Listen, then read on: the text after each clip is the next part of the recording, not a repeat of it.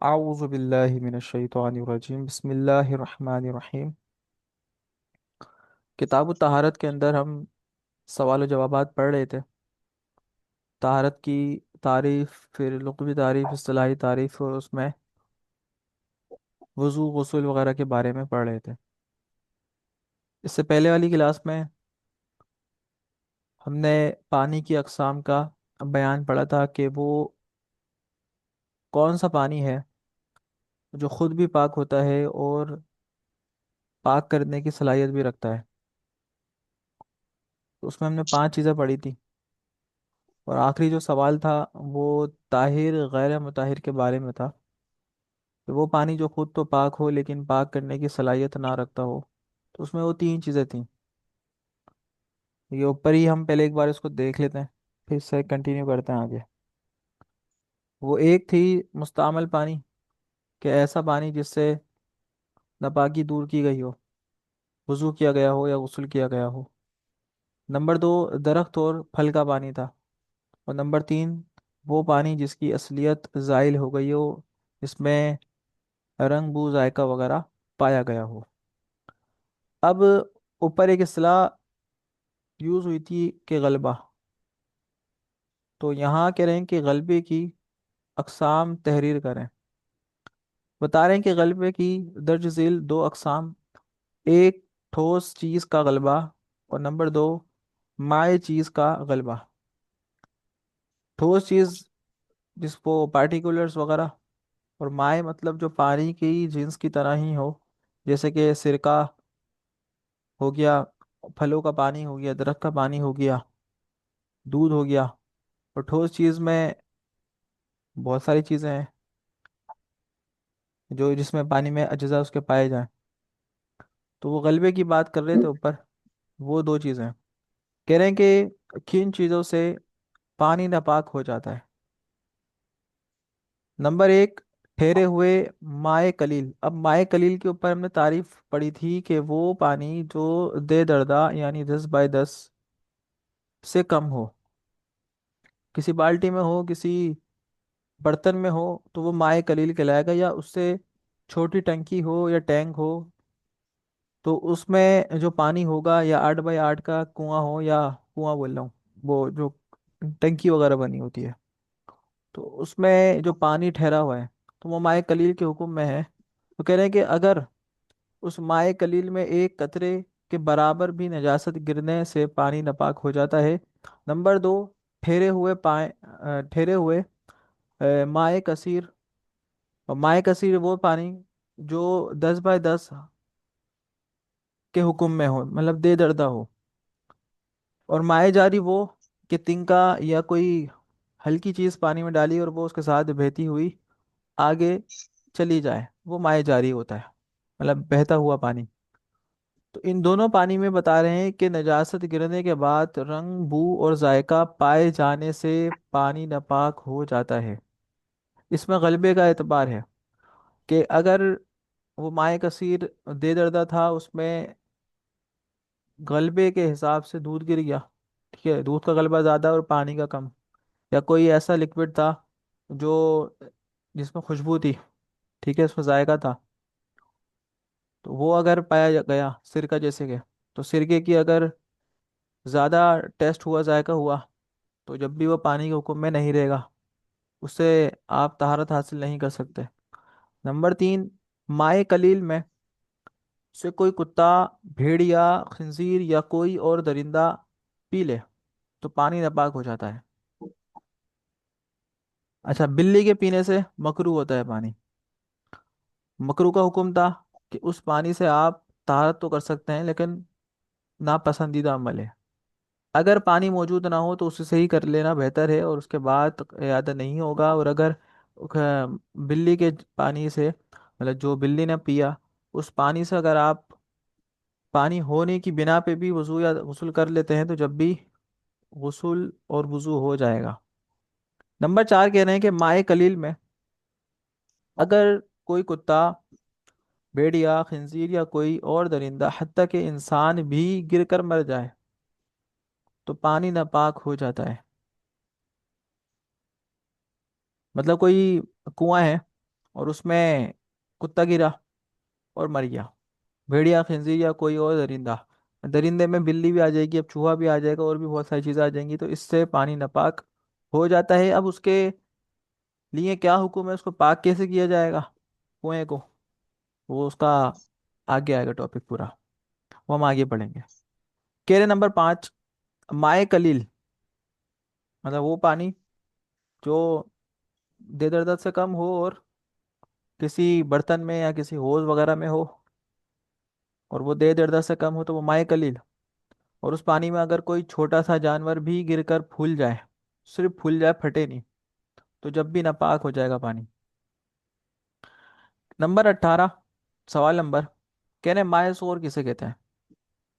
कह रहे माए सोर वो पानी जिसमें से इंसान, हैवान, चरिंद और परिंद या किसी भी जानदार ने मुंह लगाकर पानी पी लिया हो, वो झूठा हो जाता है, और झूठे पानी को माए सोर कहते हैं। अब इनकी अकसाम है, क्या वो इंसान ने पिया तो पाक है या ना पाक है, हैवान ने पिया तो हैवान कौन सा है, चरिंद परिंदे तो वो कौन सा है।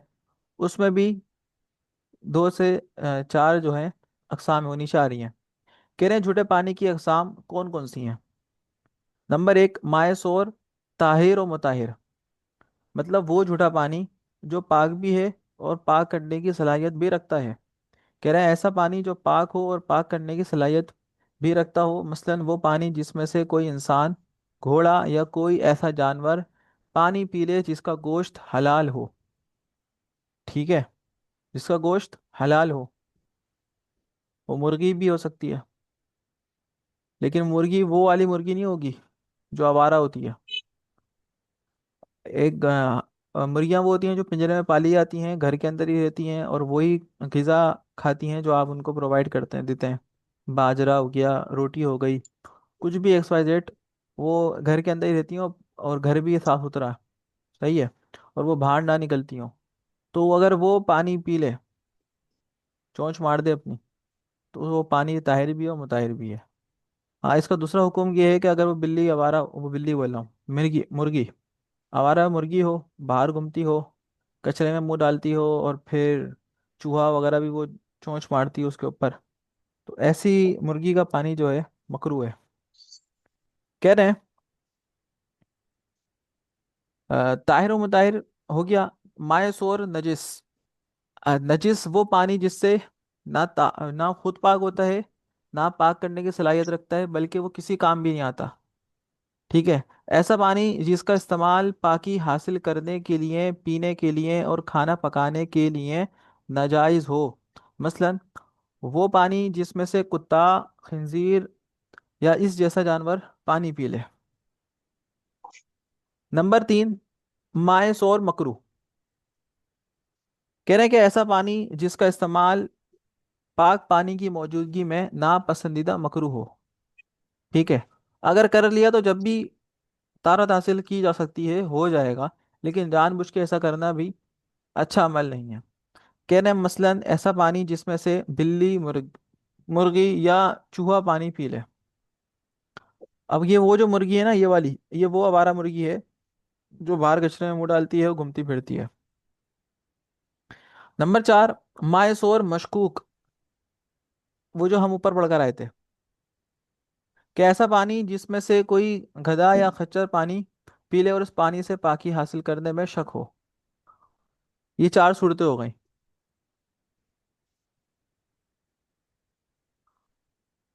अब नंबर 20 पे कह रहे हैं कि अगर वुजू के लिए मायस और मशकूक के अलावा कोई पानी मौजूद ना हो तो नमाज के लिए क्या किया जाए।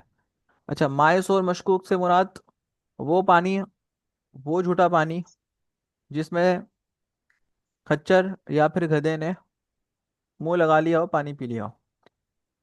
और जो हालत है वो ये है कि भाई वो जो पानी हमारे पास मौजूद है सिर्फ वही था, वही बाल्टी थी, या वही जो माए कलील था जो भी था, उसके अलावा नहीं है। ठीक है, थोड़ा सा पानी था। अब उसके अलावा कोई और पानी भी मौजूद नहीं है और नमाज का वक्त भी है।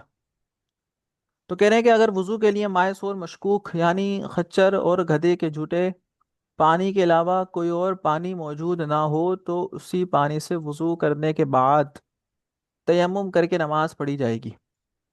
मतलब दो काम किए जाएंगे। पहला काम वुजू करना है, दूसरा काम वुजू करने के बाद तयम्मुम भी करना है। अब आप में से तो लोग बोलेंगे कि तयम्मुम क्या होता है। तयम्मुम भी वुजू और गुस्ल की तरह तारत हासिल करने के लिए एक जरिया है। तयम्मुम जो है वो जमीन की जिन्स से किया जाता है। ठीक है। वो धूल से, मतलब जमीन में जो मिट्टी पाई जाती है या दीवारों में जो मिट्टी लगी हुई होती है उससे तीन फराइज होते हैं। नंबर एक, तयम्मुम का जो फ़र्ज़ है वो नियत करना है कि आप नियत कर रहे हैं कि मैं इस नमाज के लिए तयम्मुम कर रहा हूँ, क्योंकि तयम्मुम जो है वो हर बार के लिए लाजिम आता है जब ये ऐसी सिचुएशन आती है तो। और उसके बाद नंबर दो है चेहरा अपना, जिस तरीके से वुजू के अंदर शुमार है कि एक कान की लो से दूसरे कान की लो तक, और जहाँ बाल उगते हैं वहां से लेकर थोड़ी के नीचे हिस्से तक, तो ये पूरा का पूरा चेहरे की तारीफ के अंदर आता है। तो ये पूरा का पूरा आप उस मट्टी के मसे की तरह आप अपना चेहरा मलेंगे। फिर नंबर तीन, जो उसका तयम्मुम का फर्ज है वो कोहनियों समेत हाथों का मसा करना, ये तीसरा फर्ज है। अब ये जो करना है, जब करना है जब आपके पास माए मशकूक हो, ठीक है, और उसके अलावा कोई पानी भी मौजूद ना हो और वक्त भी कम हो कि पानी का अरेंजमेंट भी नहीं कर सकते, तो इस सूरत में आप कर लें।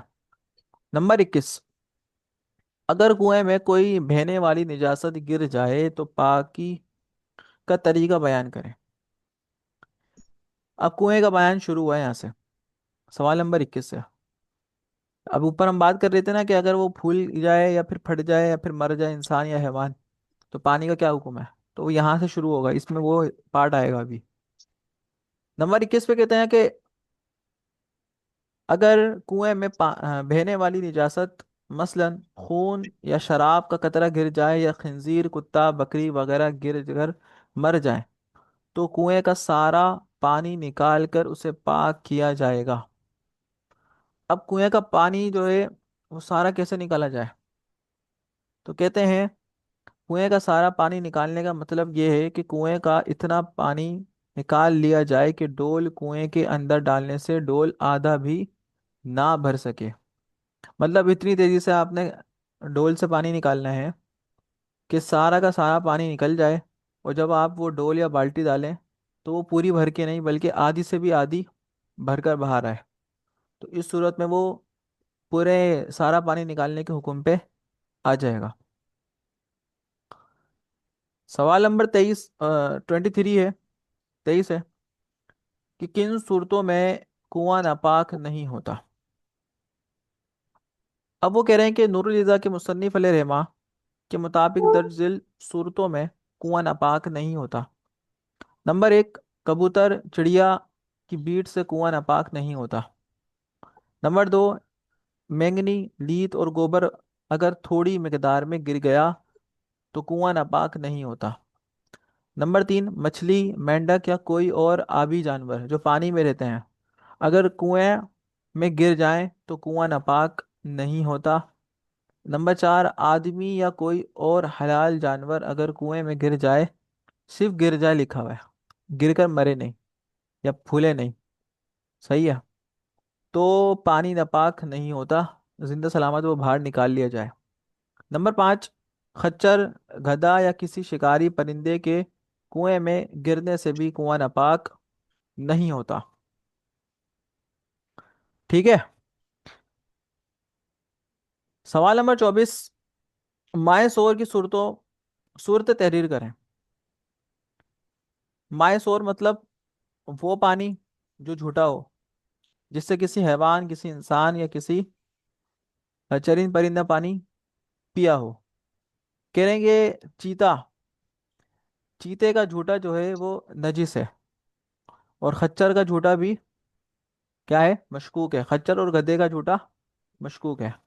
कह रहे हैं मुर्गी का झूठा ये मकरू है, और मकरू का हुक्म था कि नापसंदीदा अमल, कि नहीं कर सकते, नहीं करना चाहिए, बचना चाहिए।